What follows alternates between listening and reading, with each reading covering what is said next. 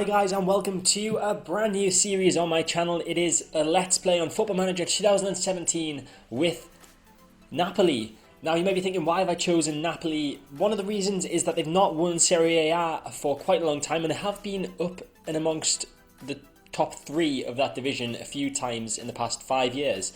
They've not won it since 1990. Also, another reason that I decided to take charge of Napoli is that they were the closest to taking over Juventus last season. They obviously finished second, and Juve have won Serie A, I think it's 4 times in a row, something ridiculous like that. They've won it a lot, and they are just dominating Italy at the moment. So the aim of this series is to break the monopoly of Juve and hopefully win a few league titles, as well as the end goal of winning Napoli's first ever Champions League. Now you can see there, Napoli have won a European competition before, but that was just the Europa League in 1989. Other than that, they've not been successful at all in Europe. So a Champions League victory would be very nice indeed, and that is the overall goal for this series. So let's just take a quick look at the club screen. So Napoli were founded in 1926, obviously professional, continental reputation, rich finances, and we will be taking part in the Champions League from the group stage this season.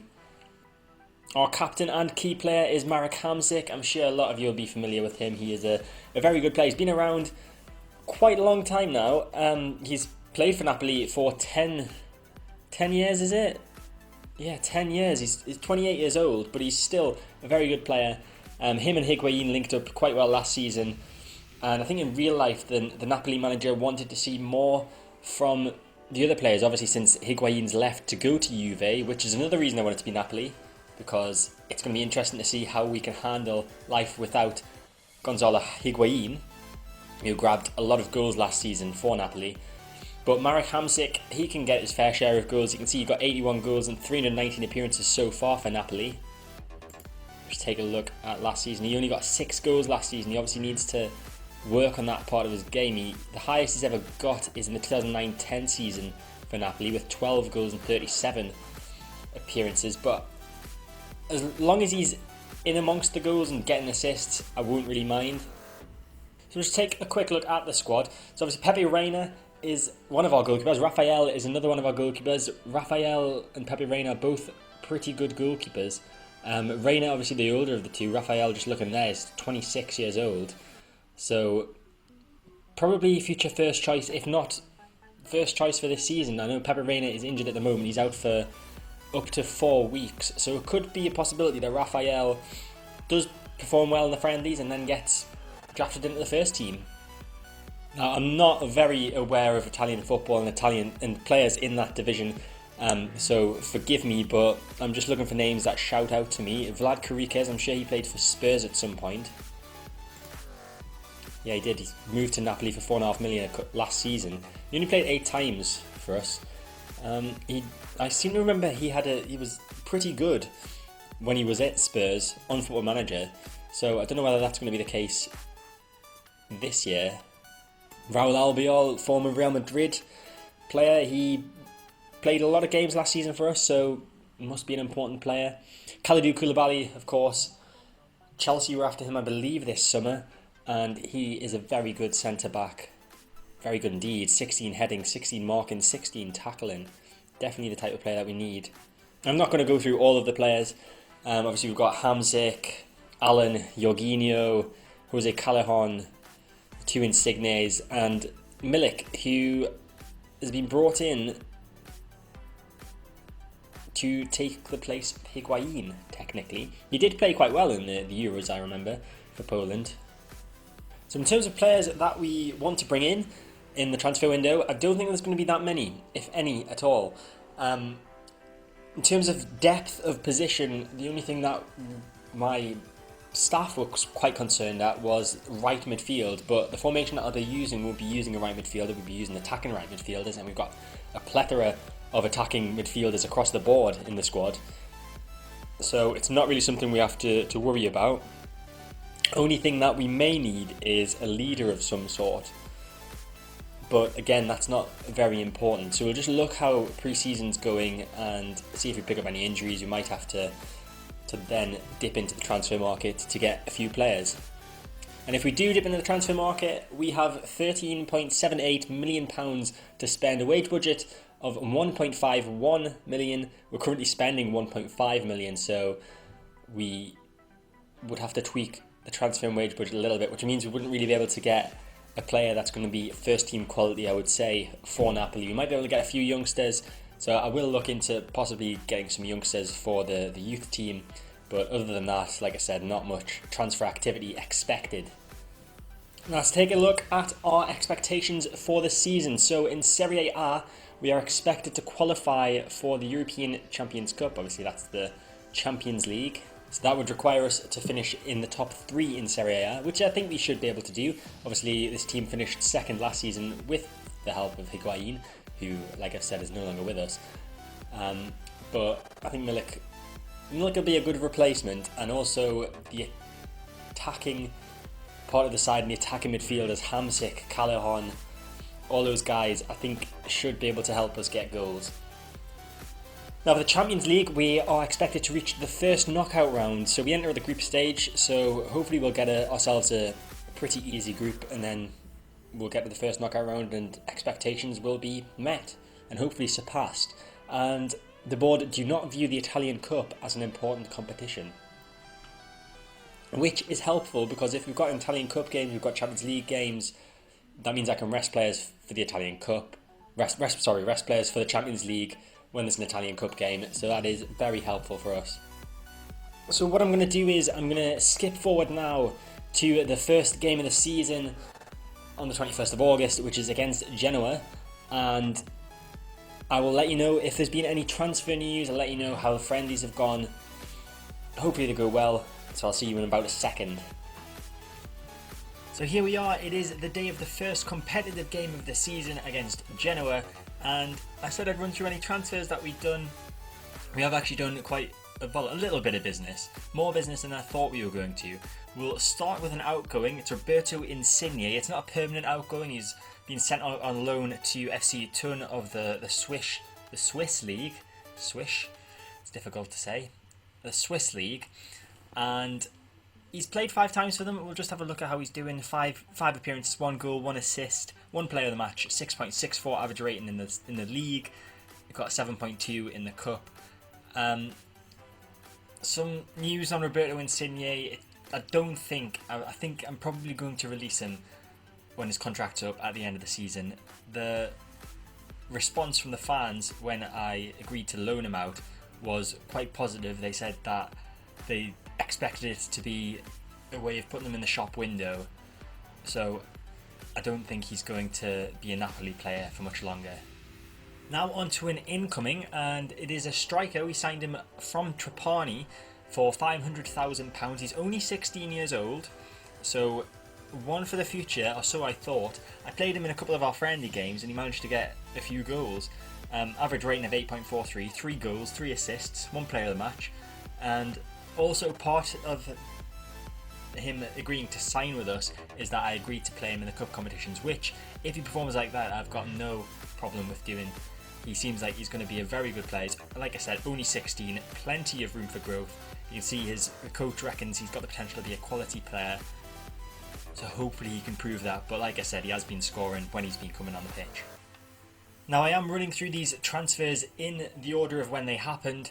So next up is a sale, and it's Manolo Gabbiadini. Now, if he had been going to be one of my first choice players, I wouldn't have sold him, but since he was just going to be on the bench most of the time, probably get rotated maybe for the Champions League games, the Italian Cup games, Paris Saint-Germain came in with an offer for him, £18.5 million, and that could rise up to 21 million, I believe it is. And for the fact that he wasn't going to be playing for us, I thought that was good value for money. So Manolo Gabbiadini has gone to Paris Saint-Germain. And since we got so much money from the Gabbiadini sale, I figured I might as well bring in some youth prospects. Kind of youth, kind of not. A backup, really. So I looked at which of our players were aging. I noticed Raul Albiol is in his 30s. I don't like to keep many players that are in the 30s, so I've signed this guy, Michel Sommer. He is Italian, he's a centre-back, as is Raul Albiol. We got him in from Brescia. I can't remember how much we got him in for. 1.8 million is how much we spent on him. So he's going to probably play in Italian Cup games. He might get a chance in the league, depending on how he plays. But he's more one for the future. I'm going to try and bet him in this season. You can see he's got a current ability of 2 stars, potential ability of 3.5 stars. He's got potential to be a quality player. He's played once in a friendly for us, got a 7.3 average rating. So the more game time I can give him, the better, really. But he has been brought in as direct replacement for Raul Albiol. You can see his heading, marking and tackling, which are 3 key attributes to look at when looking at a central defender, are pretty good for a 21-year-old. 12 and 13. If you can get them up this season, that'd be good. Obviously, Koulibaly, I think he's got 16s across the board for those 3 attributes. So if Sommer can get anywhere near there, then we'll be doing the right thing, heading in the right direction. The next signing we made is a goalkeeper, Ionut Radu. He's Romanian, he's only 19 years old. Again, looking more towards the future. He cost £4 million from Inter. I do feel like we've been robbed a little bit. It's quite a lot more than I wanted to pay, but I felt he was necessary addition. So we obviously have Rafael. He is now definitely going to be our starting goalkeeper this season. Pepe Reina is getting on a little bit, so Radu is coming in to be backup, really, but more of a rotation when you think of the Italian Cup. Hopefully we're going to go far in that with a rotated squad. So and I do have another goalkeeper, Luigi Sepe, but he's 25 years old and he doesn't look like he's going to get anywhere near the ability that Radu potentially has. Next up is an attacking midfielder. He's only 18 years old. Once again, another youth prospect. We signed him for £825,000. He's now valued at £1.4 million. He has been brought in for the future. Definitely, he's got the potential to be a quality player. 1.5 current ability. I am going to try and get him a bit of game time, probably in the Italian Cup, maybe in the league. He has played in the Italian Cup already this season. That must have been for Cesena. He's got a 6.3 in that, and friendly matches he's played once and got a 7.3 average rating. Hopefully he can develop. I mean, he's got all the skill there, all the determination there, definitely, to develop. 18 determination. He's quite pacey with 13 acceleration. He's best played as a striker, it appears, which is helpful for us because we are kind of lacking in the striker department, the out-and-out striker department anyway. And that is why I signed this next fella, Leonardo Pavoletti. He is a 27-year-old Italian striker. We signed him from Genoa for £13.25 million. I was trying to get a bigger name. I was trying to get someone like Mauro Icardi or Carlos Bacca, but they're very expensive players, and our budget, I think at the time, was around 20 million, 25 million maybe, and there was no chance in the world of me getting them. I did put offers in, but there was no chance in the world of me getting Icardi or Bacca for that much. Leonardo Pavoletti, has scored 20 goals in 35 games for Genoa, which is one of the reasons why I wanted to get him over some other names that were out there, such as Carlos Vela, Sebastian Giovinco. There was a few other, Danny Ings, I think I tried to get at one point as well. There was lots of strikers. The striker position is a position that we need to have depth in. With Higuain leaving, it leaves a big gap. If Milik can't live up to the hype and get goals constantly, then we do need other players that are going to do that. And I think Leonardo Pavoletti is one of the players that can do that. He is 3-star rated, quality player. He has 16 finishing, 16 heading. He's even got good passing, good penalty taking. He's going to be a key player for us this season, I feel. I'm going to give Milik a chance. Don't get me wrong, but 14 goals in 25 games in Serie A. This guy is a proven goal scorer at this level, so hopefully he can prove it to the Napoli fans as well. So now we've got all the transfers out the way, let's have a look at the friendly matches that we played. We've played a few friendlies, and we started off with the classic under-20s game against our under-20s. We managed to come out 4-1 winners from that one. El Kaduri, Insigne, Gabbiadini and Lorenzo Insigne, so both Insignes on the score sheet there, for a 4-1 victory. Very nice indeed. Then next friendly, I made a grave error, not realising that we had a friendly coming up on the same day as the under-20s did. I set the majority, if not all, I think it might have even been all of my first team players to be available for the Napoli under-20s, and the under-20s obviously went, okay, we'll have some of that, and therefore I had to play my youth team against FC Twente, and it didn't turn out well, as you would probably expect. Luigi Liguri, whoever the hell he is, grabbing the only goal for us in that game, which I just left to my assistant because I realised I'd messed up. Then the next match was against, I'm not even sure, I would call them Mersin İdman Yurdu. I think they must be Turkish. I want to say Turkish. And we won 3-1. We played our first team. Yeah, we played our first team in this one. And Jorginho, Lorenzo Insigne and Manolo Gabbiadini getting the goals for us in that 3-1 victory. We did concede late on, but there was never really any question. Next up, we played our second team against Granada and lost 3-0. It was quite disappointing, really. We did have to bring on Hamzik and I believe Callejon, maybe even Koulibaly as well. We brought on a few players to try and steer the ship towards a draw, but it really didn't work, and Granada had too much for us in that one. Then we played against Nizza. I played my second team. You'll understand the whole first team and second team thing in a second. I'll go through that. And we ran out 8-0 winners. Lorenzo Insigne getting himself a hat-trick, penalty involved in that. Marco Rog getting a brace. El Kaduri, Alanya and Zielinski getting a goal each. Next up was Galatasaray. Obviously played our first team for this one. Brought Fabio Alanya on for Milik, who was performing absolutely poorly. We brought Umar El Kaduri on for Hamzik, who's also been performing poorly during pre-season. Hopefully it's just because it's not big games, and when we actually get into competitive games they do start pulling the finger out. If not, I've got no qualms about dropping them, especially as El Kaduri and Alanya perform pretty well together. Alanya getting himself a brace in this one. El Kaduri, I think he got a couple of assists. He's definitely got a couple of assists throughout pre-season. He looks like he could be a top player for us. And the final friendly was against Trento. No idea where they're from, I'm assuming it's Italy. Marco Rog, Marek Hamzik, Piotr Zielinski on the score sheet in this one. We played a mixed team actually for this one. I think I looked at conditioning. It was players that didn't have very good conditioning that I played for this one. Hamzik looking more like the player that I expect him to look like, with an 8.3 rating in this one. So hopefully he's going to be all set for the Genoa game, which is today's one and only match. Now, I mentioned before, first team and second team. So I've saved team selections, and this is what will be my first team. So Rafael in goal, Haysaj, Koulibaly, Albiol, Gulam in defence, Alan and Jorginho in central midfield, Callejon, Hamzik and Mertens across the attacking midfield line, and Milik as the lone striker up top. That will be used mainly for Serie A, and Champions League games.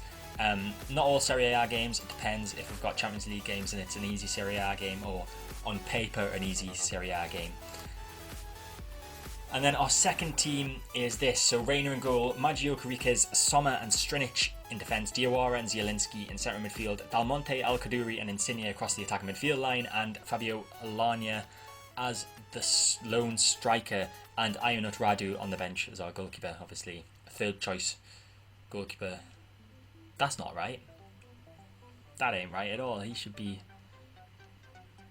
Well, we'll switch Reina and Radu around. This team selection will be used mainly in the Italian Cup and those Serie A games where I feel it's not necessary to play a full strength team. But obviously I'm not going to stick solidly to just having two team selections. We will mix it up, as we're going to have to do for this game against Genoa, as Jorginho has himself suspended for one match. So this is the lineup that we're going with. So it is mainly our first team. Rafael in goal, Haysaj, Koulibaly, Albiol and Gulam in defence. Alan Partners with Zielinski. Pietro Zielinski coming in for what will normally be Jorginho's spot. I say normally, but obviously if Zielinski performs well, then Zielinski can stay there. Attacking midfield line is Callejon, Hamsik and Mertens all on attack. And Milik is the complete forward, also on attack. So our 4 defenders are set to defend, 2 central midfielders are on support, and 4 attackers are on attack. Our mentality is to control, team shape is structure, we've got no team instructions. Hopefully we're going to go out there and grab a win on the opening day.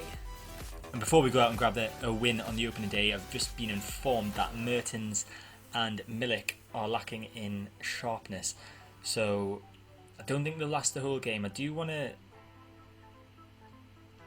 start with them. Maybe, no. Yeah, we will start with them.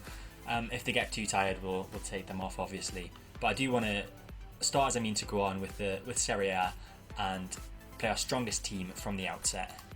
So here we are, Napoli 4-6 favourites. A draw is 9-4. Genoa are 7-2. Marek Hamsik is our key man, the captain, who performed well in the last friendly of pre-season but didn't really do anything the rest of the matches. Hopefully that means that he's in tip-top condition for the competitive matches. Genoa's key man, Armando Izzo, the central defender, who's supposedly going to be looking to make things difficult for our attack today. Obviously, there have been games played. I was going to say no games played, but there has actually been some games played. Juve drew their first game against Pescara, shockingly. Atalanta are top of the league, Roma second, and down the bottom, Fiorentina, rock bottom, Sampdoria second bottom, but it means absolutely nothing because the majority of the teams haven't played yet, and even when they have, it's only been one game. Very defensive formation from Genoa today. They have 3 centre-backs and 2 defensive midfielders with 2 wing-backs, and then a massive gap in the centre of midfield, which I expect Zielinski and Allen to make the most of. And then they've got Acampus and Laxalt as attacking midfielders on each wing, and Simeone the lone striker. Now, it seems a very defensive formation for the start of the season. Surely they want to try and start with a bang, but I guess whatever, each to their own. So I'm going to assertively tell the lads we're the favourites to get out there and press me, and that's not done anything. So we'll passionately say I have faith. Koulibaly looks happy. The entire midfield line look happy there. That went well. What about Milik? And Milik looks happy. So it's only 4 players that just listened keenly, or listened nervously in the case of Fauzi Ghulam. Why are you nervous, mate? Why?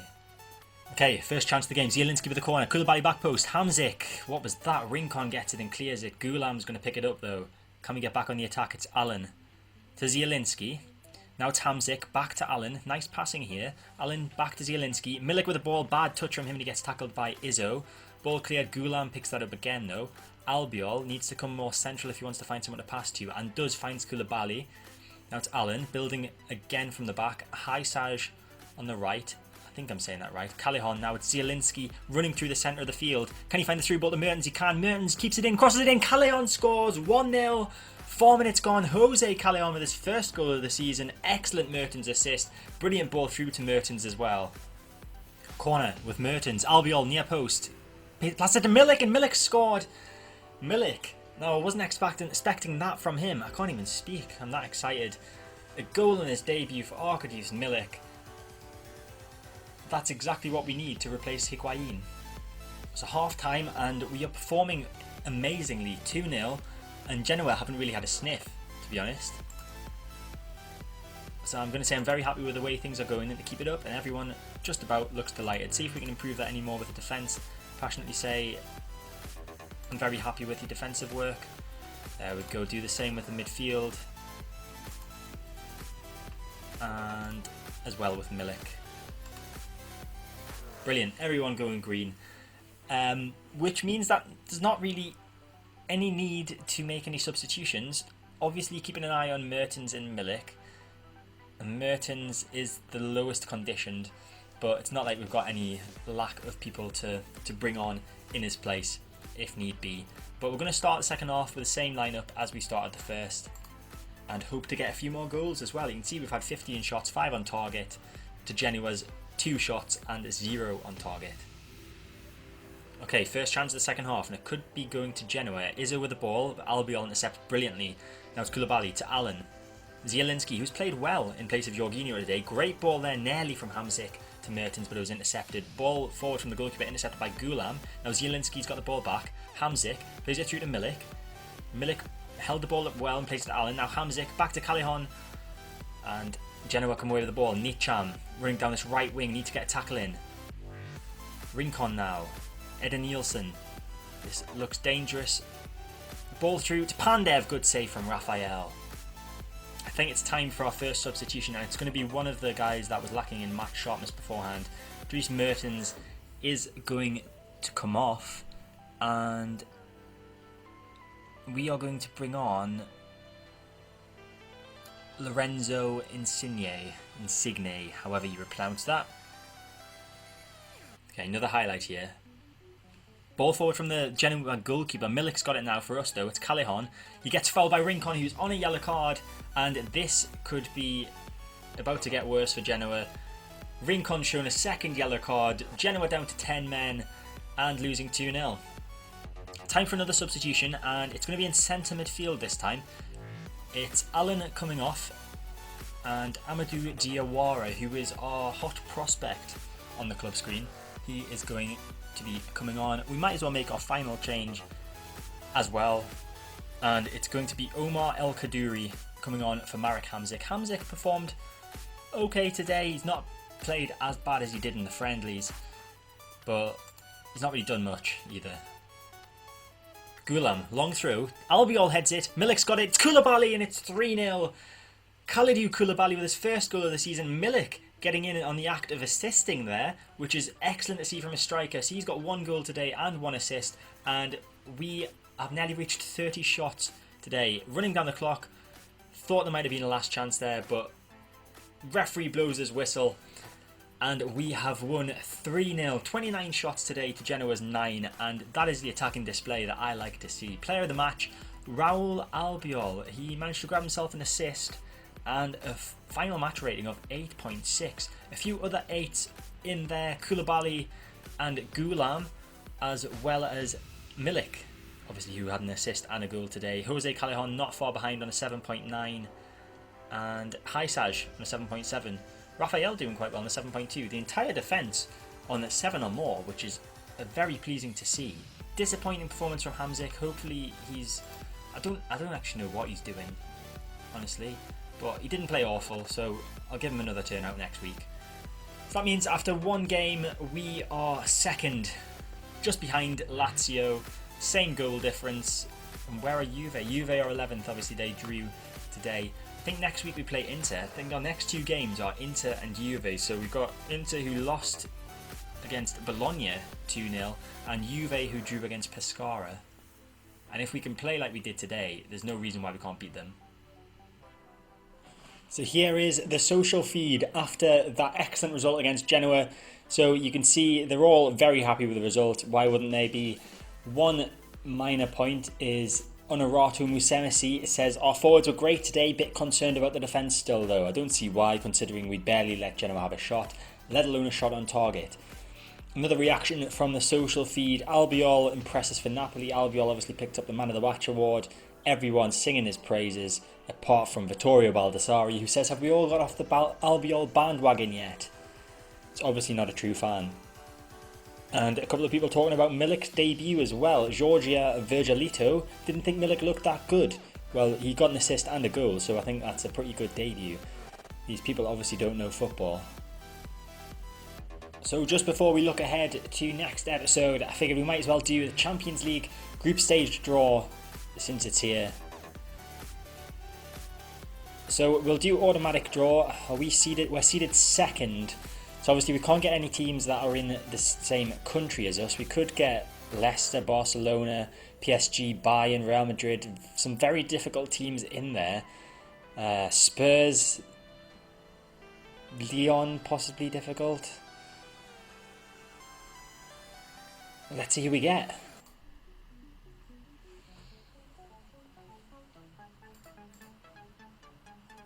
I'm not going to do automatic draw, it takes too long. So Leicester are first in Group A, Paris Saint-Germain, Barcelona, Juve, Benfica, Real Madrid, Bayern and Moscow. Now where are we going to be?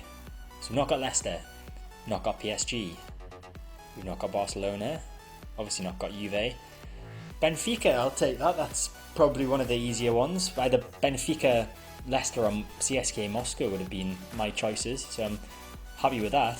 Third seeds, I'll take anyone apart from Tottenham and Lyon, really. So we've got PSV, I'll take that as well, that's a pretty okay draw. And the final spot is either Borussia Mönchengladbach, Dynamo Moscow, Dynamo something, Dynamo Zagreb, or Besiktas. And it's Besiktas. So we'll be playing against Benfica, PSV and Besiktas in the Champions League. Pretty good group. I'm not going to say easy, because I don't want myself to look stupid when we end up losing every game. But a pretty good group, pretty good draw for us there. So next episode, we are going to do the Juve game and the first Champions League game against Benfica. I normally like to leave a bit of a bigger gap, but because Juve are the team that we're looking to beat really this season, I think it's very important that we play that game so that everyone can see it, and hopefully everyone can see that we are better than them and we beat them. And obviously the first Champions League game is obvious why I would choose that. So we will play the Inter game offline. Hopefully we'll pick up another victory, and then we'll be back in episode 2 with the Juve and Benfica games. But that's it for this episode. I hope you've enjoyed the first episode of a new series. If you have, make sure to hit the like button. Feel free to leave a comment below. Let me know what you think of the transfers, how you think we're going to do this season. Do you think we're going to beat Juve? And I will see you next time to see if we can beat Juve.